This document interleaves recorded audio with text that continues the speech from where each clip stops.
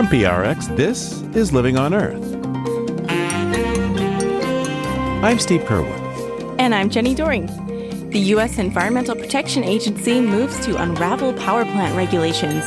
It's astounding what the Trump administration has done. They're trying to eliminate the EPA bureaucracy.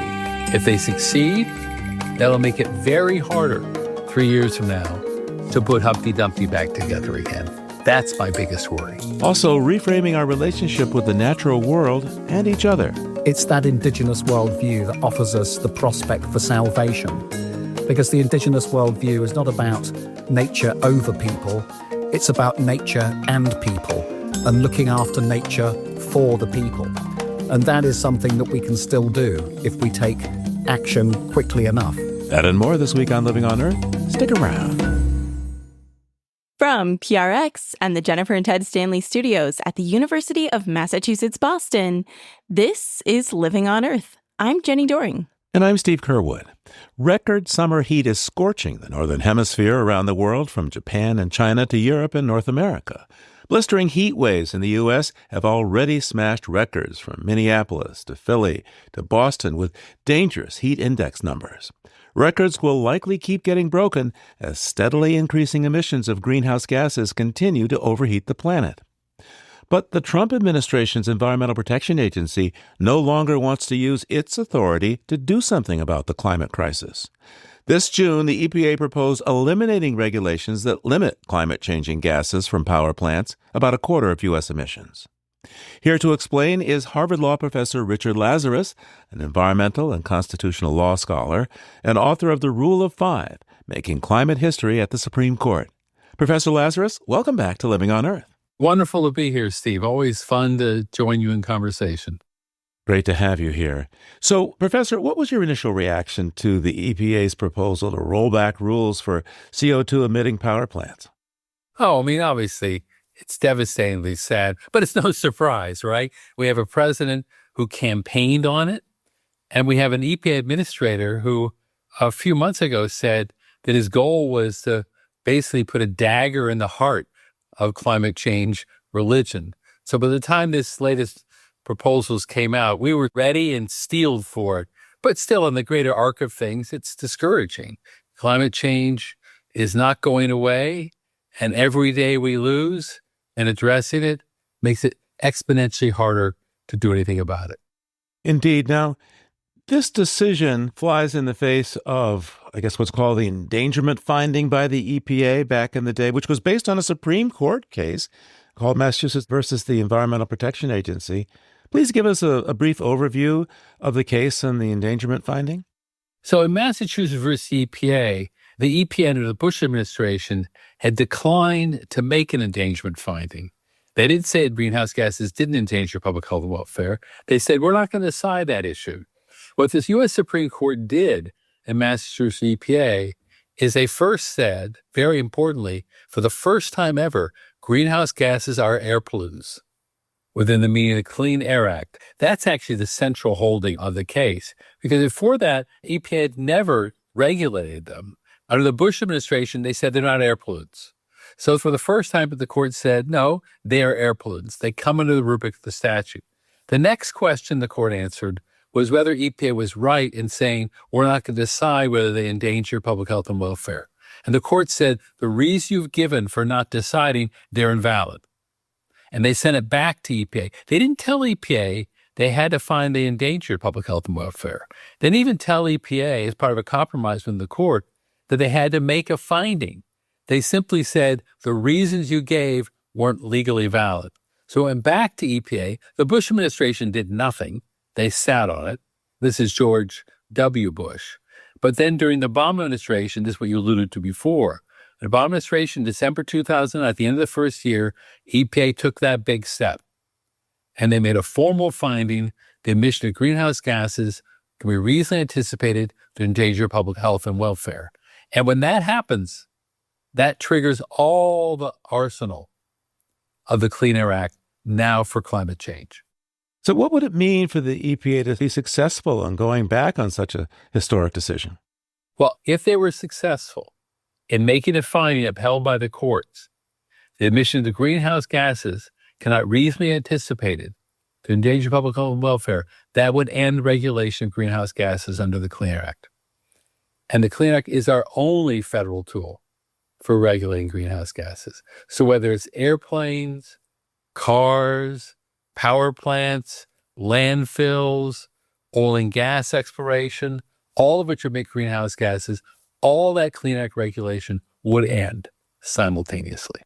So from your perspective as a lawyer, as a law professor, how likely is it that the Trump administration's EPA will succeed in making such a reversal?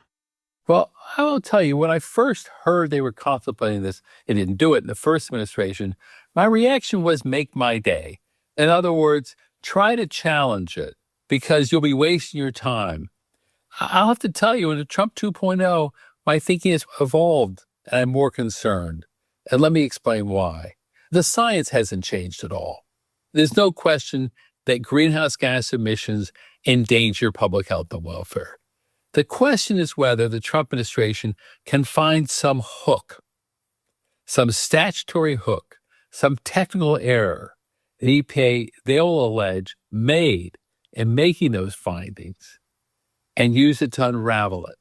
The science is no less clear. So let me tell you what they're doing so far. They've made the announcement they're going after the endangerment finding. And I think they will, but they haven't done it yet. What they've done is something that leads up to it. And that is they've said, we're no longer going to regulate greenhouse gas emissions from power plants, which is a major source of greenhouse gases. And they haven't done it by saying they're going to withdraw the engagement funding. They've done it by saying to regulate those power plants, EPA must make a decision in the administrator's judgment that greenhouse gas emissions from power plants may significantly contribute to air pollution that may reasonably anticipate and endanger public health and welfare. So they're not going after the endangerment finding yet itself. They're saying it requires significant contribution. And here, they're playing some games with precedent and language. So they're not really going after the science. They're going after what significantly means in the statute. They're trying to make this a question of law. And from your perspective, how successful will they be at picking this net? Well, I hope they're not successful. I'll tell you what the argument is and why I still worry. I wouldn't have worried 8, 9 years ago. They're going to argue the word significantly is a word to which means it's got to be important and a word which the administrator gets a lot of discretion in deciding whether it's met or not. And they're going to say it's not met because significance is a policy determination. And that allows the administrator to consider costs. And here the administrator is going to decide that significance depends upon whether or not you can show that reducing greenhouse gas emissions by a certain percentage from power plants will affect climate change worldwide. And given how much emissions are worldwide, the power plants only consist of now 3.5% because they've gone down a lot. They say, look, it's such a small percentage. And you're not going to reduce it to zero. So we don't think that's significant. I think that argument should lose, clearly. Power plants are one of the largest sources in the United States. That meets, I think, any fair definition of significant. But here's what worries me, Steve. I'm not worried about the D.C. Circuit. They'll hear the case first. I worry with the United States Supreme Court. In the last several years, in case after case after case, the United States Supreme Court has ruled against environmentalists in sweeping opinions. They don't seem to buy in to the importance of these laws and the things they've successfully done for the past 50 years. So I'm worried when I shouldn't have to be worried, but it makes me worry. So, I mean, across the board, it sounds like the Trump administration is just trying to throw pretty much any regulation under the bus that they feel gets in the way of business. Or am I overstating? Unfortunately, you're not overstating it. It's astounding what the Trump administration has done. Day one, executive order, unleashing America's energy, targeted all the climate change regulation. They're trying to eliminate not just existing regulations, like every single one, but they're doing more than that, even more troubling than that. They're trying to eliminate the EPA bureaucracy the career employees, the scientists, the engineers, the economists, they're the ones who write the regs. They're the ones who do the work. The political officials, the few that come in, whether it's Obama, Biden, or Trump, or Bush, they come and go. The career people who are the ones who are the real experts on this. And the biggest tragedy of the Trump administration is to try and destroy that expertise. If they succeed, that'll make it very harder 3 years from now, if there's a more favorable administration, to put Humpty Dumpty back together again. That's my biggest worry. Now, they would argue that, look, all these rules and regulations get in the way of economic progress, that people need jobs, they need to make money to support communities, and that they're there to make the change that the voters told them to make. Yeah. I mean, you're right. I know they'll make that argument. It really is not an argument that can hold up. The fact is, we've had these tough laws for 50 years, and our economy has not cratered. Our economy has boomed, and we've had both economic growth and environmental protection. And in the United States, we now have a gazillion-dollar pollution control industry. We have thousands of jobs which depend upon these statutes. We have property values which depend upon these statutes. So at this point, it's completely backwards to say that climate change regulation is inconsistent with economic growth. It is necessary for economic growth. And if Trump's policies prevail, our economy will pay the price for it. By the way, many of the Biden-era regulations for the environment were designed to advance environmental justice. What do you make of the Trump administration and its efforts to cut funding from EJ programs and close such offices altogether? How does this proposal fit in the bigger picture? Well, it's tragically sad. Environmental justice is very simple. It's simply saying, put your resources where the problems are greatest. And that historically, we hadn't done that. Historically, government, including EPA, even well-meaning, they had not paid adequate attention to the fact that pollution tends to go to the places least able to resist the powerful economic forces which are looking for the path of least resistance. And they were time and time again poor communities in the country and communities of color. There's a racial dimension to this too. And the lesson of environmental justice was, unless you actually proactively look for that possibility, you're going to repeat it on and on. So the Biden administration, more than any other, knew that. And they said, we're going to target those areas. It's actually figuring out where the biggest problems are, where the least enforcement's happening, where the standards are being ignored, and making sure they receive their fair share of environmental regulation. Make sure they receive their fair share of the resources needed to address the climate problems happening right now. It was an entirely sensible approach and the best we had ever done. And it's really a tragedy to have them go after it as well. You're a professor at Harvard Law School, and you're tasked with educating the next generation of environmental lawyers. But what's going on right now is certainly unprecedented. What are you telling your students as they head into this uncertain future? It's a great question. I tell you, there's a lot for someone like me who's devoted my life to these issues be discouraged about right now, to see so much successful environmental law be unraveled for irrational reasons. The one joy I get these days are these students. They are what gives me hope because they're in my classrooms. They're ambitious.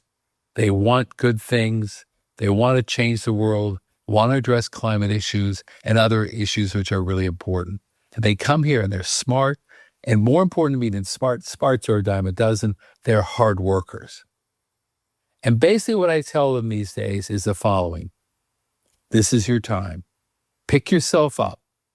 You may be very discouraged by things, but this is your time. Pick yourself up and get to work.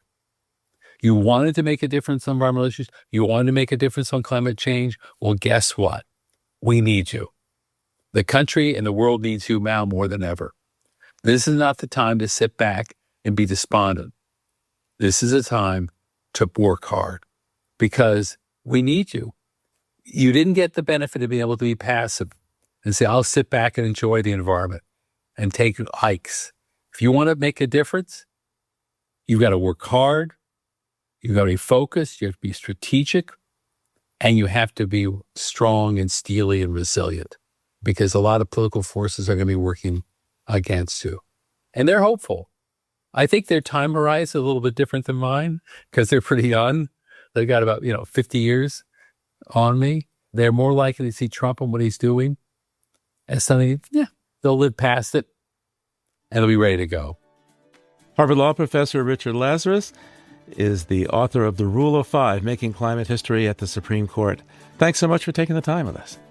Thank you, Steve. Always a pleasure.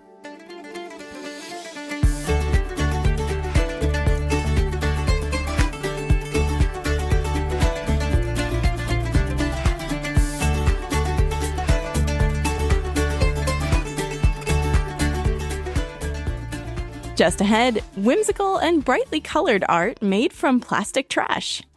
Stay tuned to Living on Earth. Living on Earth's fiscal year ends on June 30th, and it's our hope that you'll consider supporting LOE today. We are in an uncertain moment. President Trump is proposing clawing back funding from the Corporation for Public Broadcasting. If Congress enacts this proposal, local public radio stations across the country will be significantly impacted, possibly leading to the loss of funding for public media. Stations use CPB funding to access programs like LOE. In a moment like this, listener support becomes even more important. Every week, Living on Earth brings you the environmental news you rely on via your local public radio station, our podcast, and the LOE newsletter. With your gift to LOE, we will continue to provide the stories that matter most to you and to the planet. From climate change to pollution to the latest advances in renewable energy technology, we give you the paywall-free, in-depth stories you need to stay informed. You can visit LOE.org to make a donation. Thank you. It's Living on Earth. I'm Steve Curwood. And I'm Jenny Doring. Over 400 million metric tons of plastic are produced worldwide each year, leaving a huge carbon footprint and a waste problem that never seems to go away. Less than 10% ends up recycled, leaving much of the rest to pollute our planet's oceans, rivers, lakes, and land, and break down into microplastics that are found nearly everywhere, from Mount Everest to the depths of the Mariana Trench, to our own bodies. But art can elevate plastic from trash to treasure. Minnesota artist Erik Jon Olson is transforming polymers into works of art, which are popping up in galleries and exhibitions across the United States. And he joins me now. Welcome to Living on Earth, Erik. Thank you. So I have to say, I was kind of floored by how beautiful your artworks are, and yet they're made of plastic. So can you please describe this metamorphosis and paint a picture for us of your art? Well, my art is quilted plastic waste. It is used plastic, like what you would get frozen vegetables in, that kind of packaging. There's about 8 to 12 layers of plastic to get it to be thick and pillowed like actual quilt would be. So it's a lot more layers than a quilt is. And I'll pin it in place and then just start running it through the sewing machine. And then I will cut the shapes out of that quilted piece, bind the edges, and then I will sew those pieces together. Wow, not your grandmother's sewing project. No, but it is my grandmother's sewing machine. Oh, I love that. I do too. So what does it look like? What would somebody first notice, do you think, if they walked into an art gallery and saw one of your pieces? They would probably notice the bright color. That would be the first thing they notice. The color is from the plastic. I don't add any color to it. They would notice that they are very playful and that they're very whimsical looking. They would notice that they have a strong graphic design quality to them. That is my creative background from advertising industry in graphics and graphic design. So that has a strong influence on what the designs look like. They'd also notice that they are rather large, like 5 by 7. So that's 35 square feet. Could you describe a favorite piece of yours? I know it's hard to choose, but if you had to. If I had to, it's called Now Streaming. It's like a school of fish swimming in a pattern that is like an infinity symbol.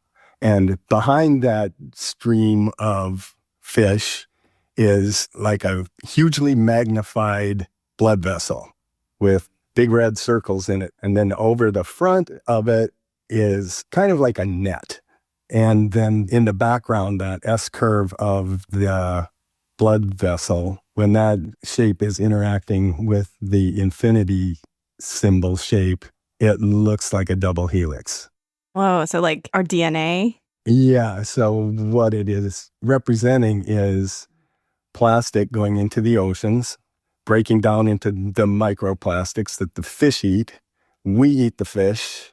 The microplastics become nanoplastics and end up in our bloodstream. And pretty soon, if it hasn't already, it's going to end up in our DNA. Yeah, and they end up in our bloodstream and they seem to be wreaking a lot of havoc in our bodies. Yes. Yeah, I mean, I really appreciate how accessible some of your artwork is. Like, this green one that you have that's made of recycling motifs. It has the numbers 1 through 7 all jumbled up. That's 1 through 7 for the types of plastic. And I mean, I love the irony of that since this is made of plastic and the fact that you're like really getting the message across about this like morass that is recycling symbols. Yes. And the title of that piece is Not So Green As You Think. Ah. And that's my statement on how deceptive that recycling campaign really is. Yes, it makes us think, oh, wonderful, this is recyclable. I mean, you think they're all getting recycled. Yeah, because right. they all have the chasing arrow, so they're all getting recycled. It's like, no. Tell me a little bit about how you became an artist. What drew you to this medium? Oh, around 2005, I left the advertising industry. One day I came home and I said to my wife, I just can't do this one more day. I just can't do it. At the same time that I was going through that, a very good friend of mine had become really concerned about the amount of single-use plastic in the waste stream. And he figured out that you could layer it up and run it through a sewing machine. So he started a small cottage industry company that made functional items out of that sewn up plastic, like computer covers or tote bags. And knowing my advertising background, he conscripted me to do the branding of that company. But any manufacturing has waste. That process had waste too. He knew that I like to make things out of whatever stuff was lying around. I've done that my whole life. So he convinced me to take the scraps of that process home to see what I could do with it. And then that's how I started working in this medium.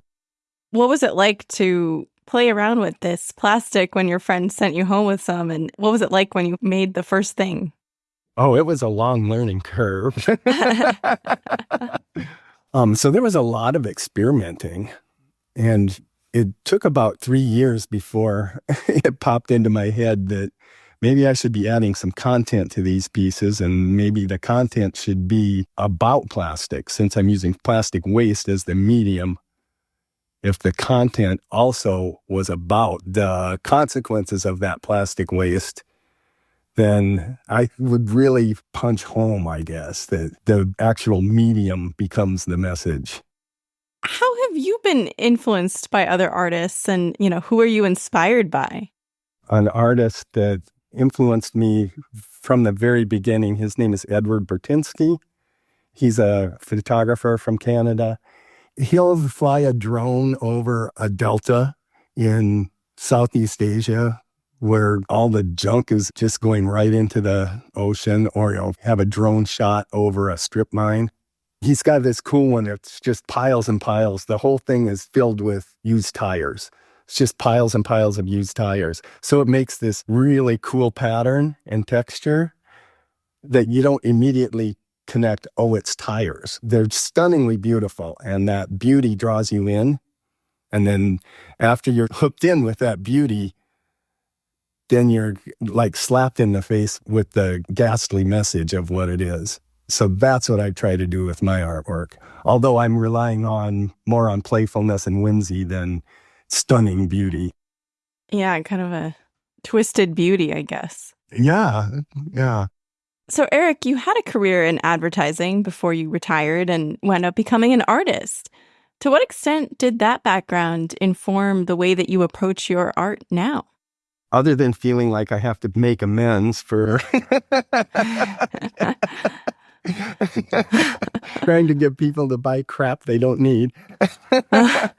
Well, a lot is the creative process that I go through is very much like I learned when I was in the advertising industry.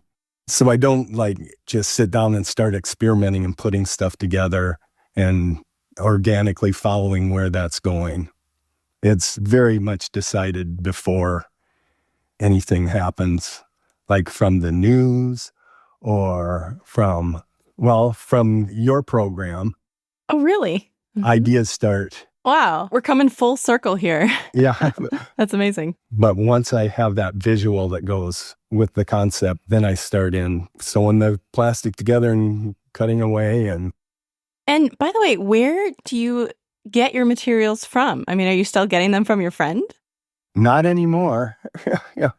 I have now collected enough plastic from my own consumption that's all I use now.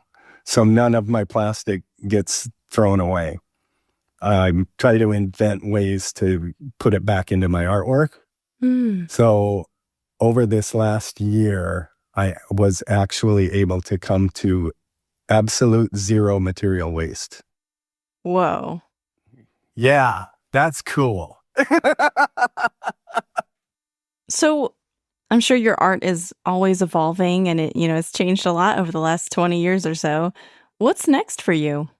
Well, I'm going to keep going with this. Most of my art has been two-dimensional, but with some of the ways I'm using all those little tiny bits of scrap, I'm moving or trying to move into some three-dimensional work.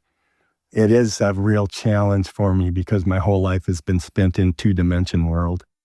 So how are you doing that? Does that involve some paper mache or I don't know? No, it involves a lot of using a lot of the scrap as stuffing. Ah, okay. Like the latest 3D one, I made a clear plastic casing, like a rope sausage, maybe 3 inches in diameter and about 14 feet long. And I had saved up all the clippings and I stuffed that casing with all those tiny bits and pieces. And you can see them because the casing is clear, sealed the ends, and then tied that big long rope sausage into a bow hitch knot, which is the knot that sailors typically use to tie the anchor to their boat. Oh. And it is called waist knot, K-N-O-T. Why did you choose that knot in particular? Oh, because it was typically used as an anchor, and we are weighed down with our plastic. And I was being weighed down because I didn't want to throw all that stuff out. So I was being weighed down by the idea of how do I use the very last scrap, waste of the waste of the waste of the waste. Yeah. So, Erik, how do you feel about the climate moment right now? This like plastic catastrophe, a lot of these things that you cover in your work. What motivates you to keep on keeping on? Keep on. What motivates me? I do believe my anxiety motivates me a great deal. Over what's going on. Another thing that motivates me is how rapidly concepts keep coming to me. I can't turn it off. Wow, it sounds like you're kind of a conduit receiving That's these ideas like. Yeah. from the universe or something. Yeah. You know, there's all kinds of different ways to grapple with and respond to the climate crisis. I mean, I'm grateful for all the scientists who are trying to understand what's happening. Mm-hmm. But why do you think we need artists in this moment? I firmly believe that art can change things for the better. I was just listening to and watching a little video that was talking about how in cities that have areas that are not cared for and the crime rate goes up, and then the people start feeling hopeless and things just get worse and worse. But if the city invests in, say, making that empty lot, if they make it green, paint a big, beautiful mural on the building that's sitting next to it, when those spaces are made into artful spaces, the crime rate goes down. So it does give people hope, I think, and it lifts up the human spirit. Erik Jon Olson is an artist based in Minnesota. Thank you so much for joining us. This has really been a pleasure. Absolutely. And you can find pictures of Erik's artwork on the Living on Earth website, loe.org.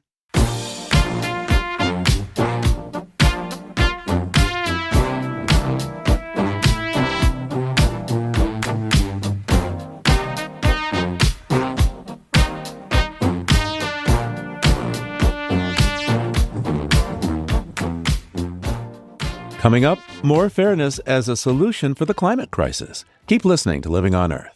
Support for Living on Earth comes from the Waverly Street Foundation, working to cultivate a healing planet with community-led programs for better food, healthy farmlands, and smarter building, energy, and businesses. If you're one of Living on Earth's listener supporters, or if you've been considering a donation to LOE, this message is for you. As a nonprofit news organization, listener support is vital to LOE's weekly effort to bring you up-to-date environmental news and information. Your gift to LOE makes a difference and makes our work possible. So thank you.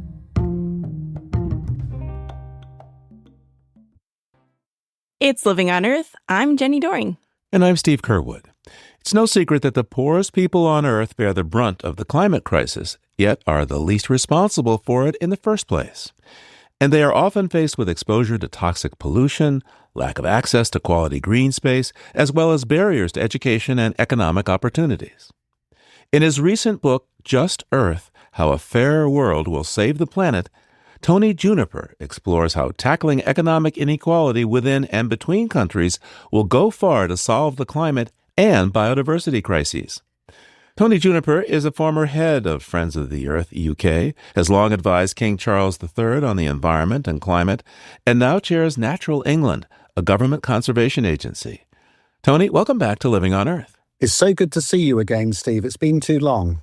Tony, a major part of your book points out that we're stuck in the environmental emergency because of income disparity, that our focus on economics rather than the environment leads us in a position where we have a lot of people don't have so much money and a few people that have a lot, and that's sort of the Gordian knot to unwind the environmental crisis. Why is that so? Well, these wealth disparities, and indeed there are disparities that link to race as well, which, are really fundamental blockages to where we need to go. And so on the income inequalities, we have a worsening level of inequality in the world. It started at the beginning of the 1980s and it's been getting progressively worse ever since, to the point today where a couple of thousand billionaires control more wealth than the entire 4 billion of poorest people in the world. What is the remedy to that? Well, one answer that is debated endlessly, and which is the priority of most governments, is to achieve economic growth. Now, there are many upsides from economic growth, but when much of the benefit is going to a tiny minority of already rich people, I think we do have to ask questions about the distribution of the wealth when it is poverty that is blocking the environmental challenges being met. And there's one statistic from the World Bank, which I thought was quite enlightening. It set out how between 1996 and 2021, so a 25-year period, of all the wealth created in the world over that time, and it was a spectacular quantity of trillions of dollars of GDP, 38% of it went to the 1% of already most wealthy people. And if you look at the top 10% of people, then the disparity is greater still. And so we're running on a treadmill and we're not going forward in terms of levelling out these massive income disparities as we pursue more and more economic growth, it's getting worse. And yet that is the biggest problem we have in tackling global warming and the degradation of ecosystems and consumption of resources, is because we're always trying to protect the interests of the least well-off. That's one of the reasons why we continue on that treadmill, is because we see it as being of benefit to low-income people. Well, wait, let me just stop you right there. Environmental degradation you write about in your book really hits low-income people harder than the rich folks. Yes, it does. So why would low-income people be opposed to dealing with the environmental crisis? They're not. Very often it's the elites who run governments who cite the least well-off people as the reason why we shouldn't move to sustainable agriculture, because it will make food more expensive. You see that here in the British media quite a bit. We've been told for many decades that we didn't want to invest in upgrading our water treatment systems in this country because this would put up bills for poor people. And so our rivers now have high levels of sewage waste in them because we didn't invest, because we wanted to keep bills low. And at the moment, we have a renewed focus on the targets to reduce our greenhouse gas emissions in this country, with lots of opposition coming against targets for renewable energy because of the impact this will have on poorer consumers. And so the reasons why environmental policies are challenged often circle back onto the plight of least well-off consumers, when it is, as you say, Steve, those least well-off consumers who are suffering the worst consequences of environmental degradation in the first place, whether it be toxic pollution, the effects of climate change, or limited access to green space. So you write in your book, Just Earth, How a Fairer World Will Save the Planet, about income inequalities within nations as well as among nations. Looking at the United States, what's our degree of economic inequality, and how do you think that affects how the U.S. is addressing the climate and environmental emergency? Well, the United States is one of the countries that is extremely unequal. There are more unequal countries, but they're not at a level of advancement of the United States. And as I describe in the book, there are many levels of how this manifests itself in terms of the differences between the well-off and the least well-off. And in the United States, there are very poor communities who suffer disproportionate impact from environmental degradation. And there is a rich literature formed from an environmental justice movement in the US that has set out in a great deal of detail with data, revealing the extent to which it is non-white communities, Black and Hispanic communities, who suffer a hugely disproportionate level of toxic pollution. And also when it comes to some of the natural disasters, less natural as time goes by, some of the disasters that accompany rapid global warming. I do talk a little about the aftermath of Hurricane Katrina and how it was the Black communities in New Orleans who felt the brunt of that storm and who were uniquely vulnerable in that part of the world because of where they lived and the lack of facilities they had and the extent to which they were exposed just through their poverty to a very unpleasant set of experiences that followed that storm. And so across the world, you see different manifestations of this. And some of them, they come back to us in the Western countries when it comes to the global dimensions of how you have very different experiences arising from environmental change. And I do actually cite the example of Afghanistan, a war in which both British and American troops, alongside many other coalition partners, were involved. And I talk about that conflict from the point of view of a British Army general who gave me a briefing about his insights from 2 tours of duty in Afghanistan, and who told me about the extent to which that conflict was in large part fueled by the consequences of climate change, with very poor people living in rural areas, unable to feed their families because of the way in which there was no water to sustain their crops.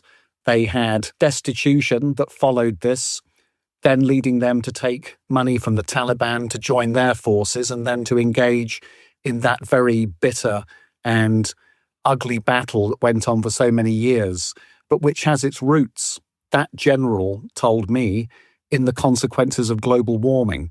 And so this disparity in how the environmental consequences fall on different communities, it's not only within nations, it also can come back like a boomerang to hit us, even in countries where we feel quite secure and relatively well off compared with some other countries.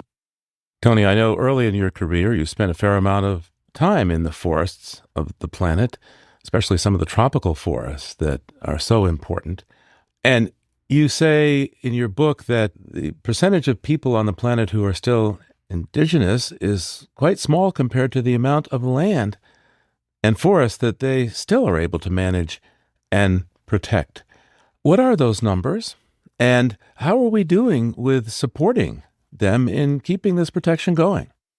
So indigenous peoples constitute today a few percent of the global population, and yet they manage at least half of the protected areas and the remaining biodiversity on the earth.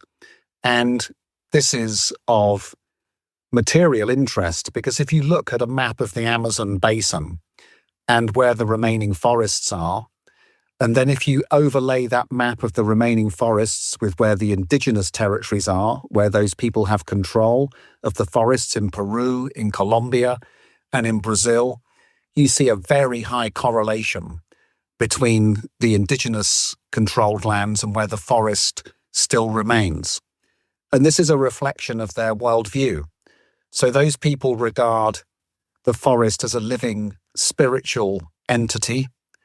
For Western-derived cultures, the forest is a place where you can take timber, from where you can mine iron and minerals and precious metals, including gold. And it's a place where the forest can be cleared to make way for cattle pastures and for soya plantations.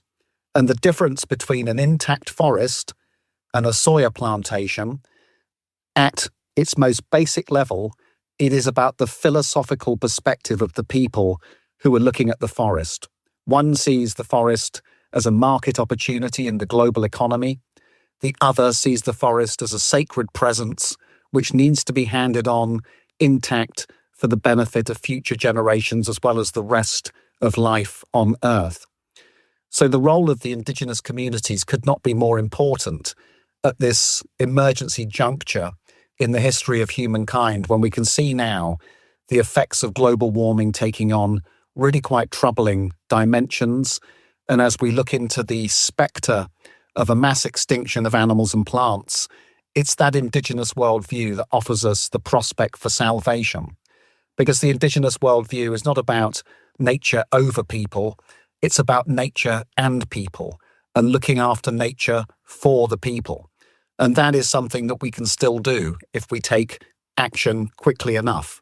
But we won't do it by continuing with our process of a quest for unending economic growth and expecting that to solve all of our problems, especially when most of that growth is going to a small proportion of already very wealthy people. By the way, what is the income inequality among indigenous groups? Among indigenous groups, they tend to be very egalitarian and they tend to have a chief, but money is something which is relatively new to them. And it will vary from community to community in terms of their continued cohesion as an indigenous society compared with those that have had more contact with the outside world. But they tend to be societies that work at a small scale and which thrive because people share things.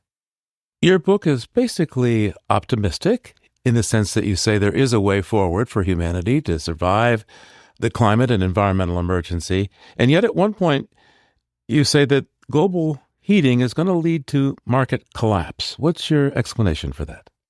So we have now projections coming from environmental economists and scientists who are telling us about the potential consequences. And I say potential because we still have time to avoid the worst of this, but potential consequences down the track arising from 3 or even 4 degrees of global warming. This is a world in which humankind has never lived. And indeed, The temperature in 2024, the average global temperature, was the highest on planet Earth for about 125,000 years, so before the last ice age.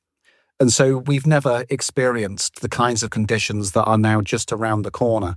And even with the relatively modest level of global warming that we've already seen so far, it's estimated that there could be a 20% reduction in global GDP as a consequence of that by the middle of this century. And so what we're leaning into beyond that, in terms of 2.5, 3, 3.5, 4 degrees of global warming, will lead to consequences that will be economically catastrophic, as well as catastrophic for society, because of the consequences of all of that for people, in terms of heat stress, lack of water, food prices, crops failing, damage to infrastructure.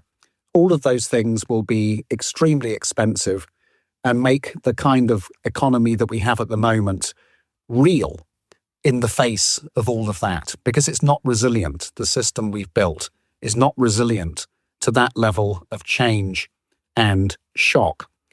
But you're right, Steve, I am optimistic in seeing that we have all of the technology, we have all of the good policy ideas, but we need to shift some of the fundamentals in order to be able to get there. And actually, I do quote one of my great heroes, Dwight D. Eisenhower, the architect of the D-Day landings, who shared some fantastic wisdom. He said, if a problem can't be solved, make it bigger.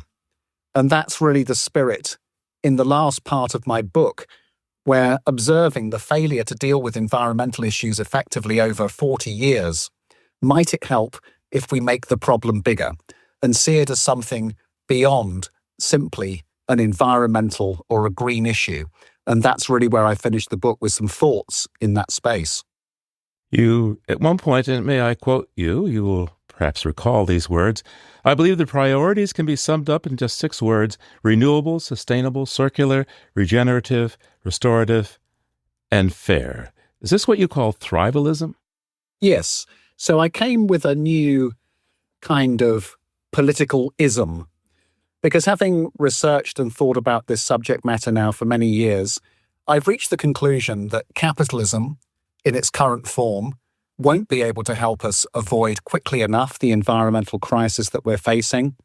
And equally, I reached the conclusion that socialism and communism equally are not capable of getting us through the bottleneck that we're now in.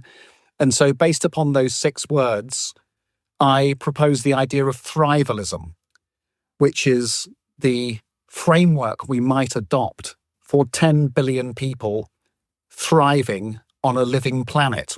And it will be 10 billion people that will be with us by 2050. And if we're all going to thrive on a living planet, we're going to need to look at meeting everyone's needs in a different way to how we do at the moment. And I reached the conclusion that neither capitalism nor socialism are fit for purpose. We need a new way of being able to achieve the scale of change that's necessary. Tony Juniper's book is called Just Earth: How a Fairer World Will Save the Planet. Thanks so much for taking the time with us today. My absolute pleasure, Steve. So nice to have a discussion on these complex subjects.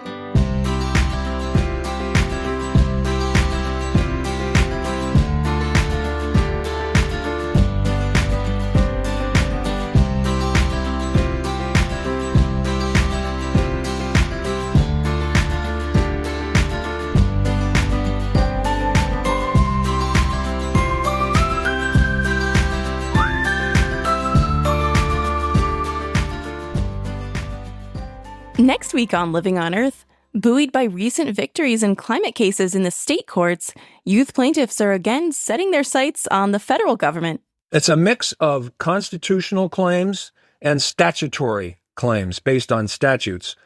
The constitutional claims are a right to life and liberty. And by right to life, the plaintiffs are saying it's not just any life, right? It's a healthy life, a right to live in a healthy environment where your future is secure, where your opportunities are available to you to grow and prosper, be happy even. So their concept of right to life and liberty is very, very broad, broader than anything the United States Supreme Court has ever recognized. That's the biggest reach of this case, okay? So, it's very unlikely that there are 5 votes on this Supreme Court to recognize that kind of sweeping constitutional right. I applaud the plaintiffs for trying. I think the facts justify recognition of a right like that. I think the science supports what they're claiming as interfering with their right to life and liberty. That's a big reach. The one that intrigues me the most, and there's a sort of a series of claims around this one, is that the president doesn't have the authority to do what he's doing. And we've seen this in other contexts, whether it's deportation, whether it's birthright citizenship. He is an imperial president. Some call him, a would-be king. And so one of the thrusts of the Lighthizer case is to say Trump just doesn't have the authority he's claiming. The new federal youth climate case, next week on Living on Earth.